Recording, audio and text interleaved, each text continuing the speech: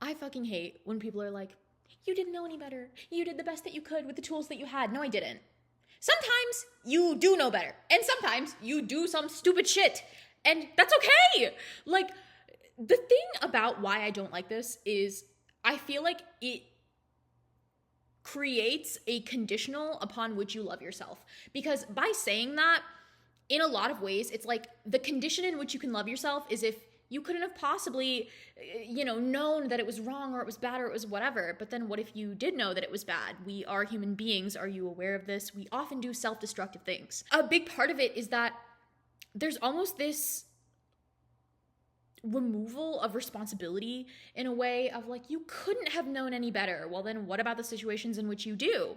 And then you still did that thing that was harmful to yourself or to another person. Of course, we don't want to harm anybody else, but like, of course you've said some shitty things. We've said some shitty things. We've done some shitty things. That's just the nature of being a human being.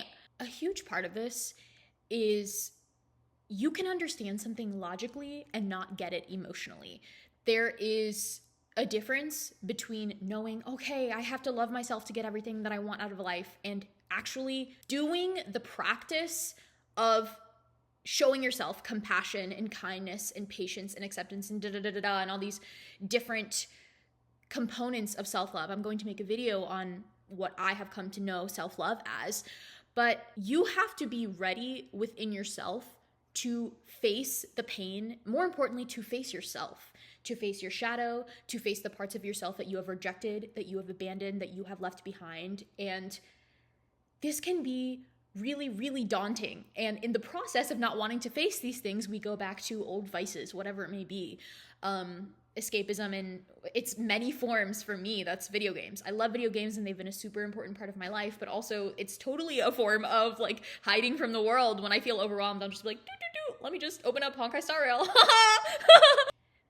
The thing is whether or not you do something bad, you are worthy. And that is the perspective that we have to get to. That is the point of view that we need to understand and internalize about ourselves. Way easier said than done.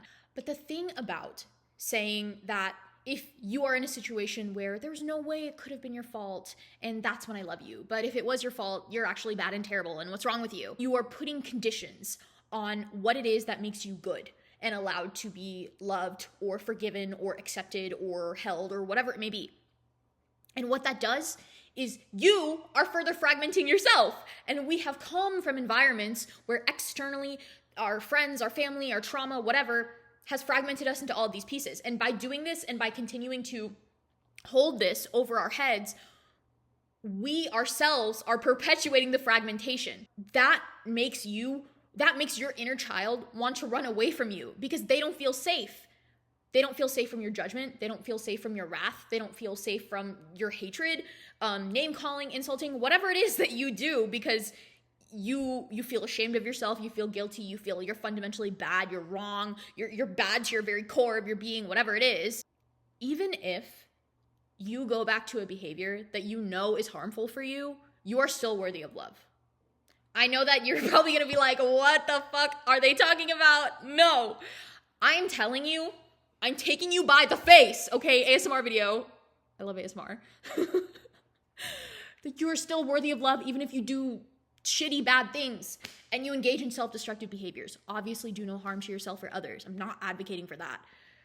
Like, I'm not saying go out and do dumb shit, but the point that I'm making is that we all go back to our vices, to our self-destructive behaviors when we are trying to go through life, to change our habits, to change who we are.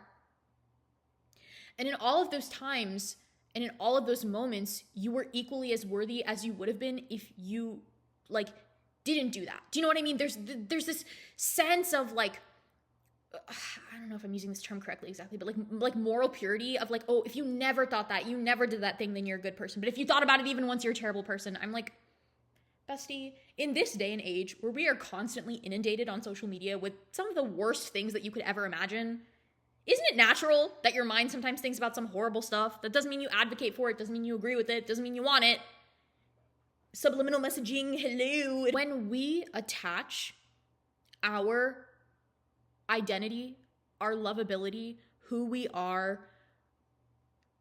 what gives us worth and value as people to our thoughts or our behaviors, thinking that we are what we do instead of a consciousness experiencing life, you will always be miserable, because you will always be failing somebody in some way or another. You're either doing too much, you're not doing enough. You're too much of this, you're too little of this. It's either dichotomy. You're always going to be unhappy because you are identifying with this immediate reality and letting that define you. And you forgot that this reality is defined by people who have put up these arbitrary parameters of this is acceptable, this is not acceptable. You have to look like this, you have to do this. And if you don't fit in this mold and you don't fit in this box, you're bad.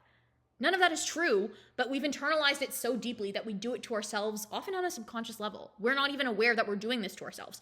But how many times have you felt that like gut, just the way that you like freeze up, you tense, you're afraid when you mess up, when you embarrass yourself? Nothing is embarrassing. We deem it as embarrassing. But even for me, like, making this video is literally years in the making. Putting myself on this screen, I'm wearing just some random cosplay makeup, like just an idea that I had about some cool makeup. But even putting myself out here, talking like this, there's parts of me that are screaming, oh my God, you have to wait until you look perfect and you this and just all this crap that's in my head. And when we search for the validation in the acceptance externally, when we say, oh, my partner's going to love me unconditionally, oh, my friend's going to love me unconditionally, oh, my we are searching for what we actually want to give ourselves, but we don't know how. Maybe we haven't given ourselves the permission to do that. Maybe we just can't even begin to construct that. I totally understand that. I'm still in the process of figuring out what the hell is self-love. The thing that you want isn't the thing that you want. You want whatever it is that represents acceptance, freedom, unconditional love. And we have been taught to go so far away from ourselves. We have been taught to fragment ourselves, that only this version of yourself is acceptable. Only show this part of you. You always have to be dressed up, whether it's literally or metaphorically, present yourself in a certain way, come across a certain way. Otherwise, people aren't going to like you. Otherwise, that's unsavory. Otherwise, it's inappropriate. Otherwise, you're bringing shame to your friends, family, whoever. All these external pressures that continue to turn you away from yourself. When you are so desperately craving acceptance, forgiveness, love, whatever it is, you want that from yourself. That's the thing, is people think that getting in a relationship is magically going to solve all of their trauma. It is not. Okay? I'm going to tell you, as someone who is very adept at losing themselves in relationships, platonic or romantic, it is not going to fix you. Not that you need to be fixed, but the point that I'm making is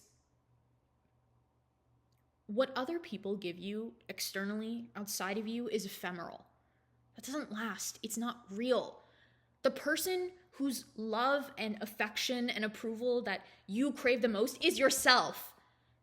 And when we have cultivated this relationship of anger and hostility and judgment, we don't even feel safe coming back to who we are. Because it's scary. But you have to remember, there's a little kid inside you, and they want your love. They want to feel accepted. They want to feel safe. They want to come to you when they cry, when they're triggered, when they're hurt, when they're vulnerable. They just want to be cared for. And in many ways, we are that kid. And in many ways, it's our job to take care of that kid. It's both. It's not a simple answer. Loving and accepting yourself is a practice. And I'm still trying to figure it out. Sometimes I feel like a robot being a human being. I'm like, what the fuck am I doing here? But I don't want you to put conditions on when or how you're allowed to love yourself. I don't want you to be your own judge. You don't need that. There's enough judgment externally. What I need you to do is to come back to yourself. As a tree stands strong in a forest, even if it's in solitude, it knows itself.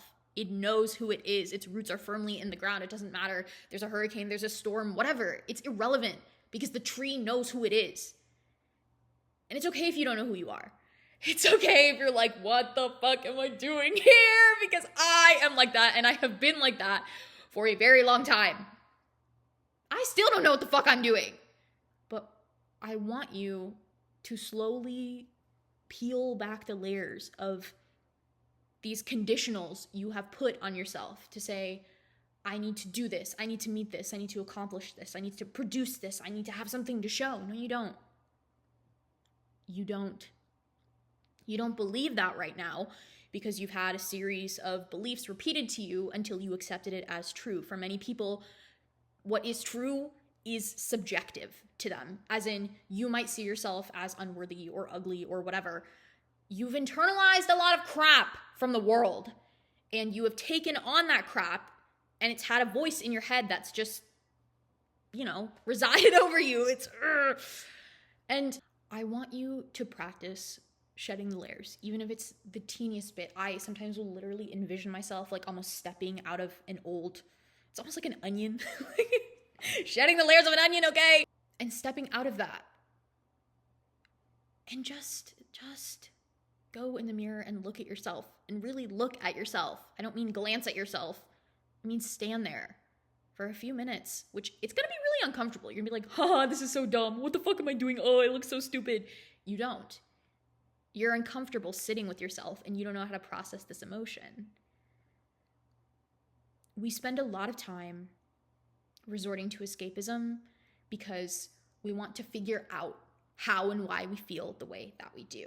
There's a really, really excellent TikTok creator, and I will put her info in the description below, who has some really excellent videos about this, but unfortunately, I don't remember her username at the moment. But it's the practice of building tolerance. You have to build tolerance to the discomfort of the present and facing yourself, because it's been years and years of repression of like you're shoving things down. So of course, when it comes out, it's going to be like a volcano erupting, and all this crap is going to come out, and you're going to be like, what the actual fuck is any of this?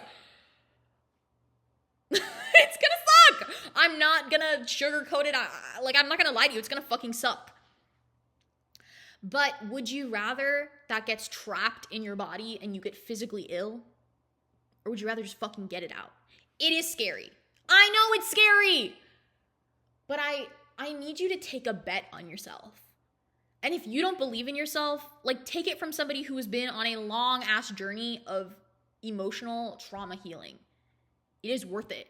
You can change. Even if I don't feel perfect about where I am with my life right now, and there's a lot of things that I would change, I have grown so much. I've shed so many layers of myself. It is possible.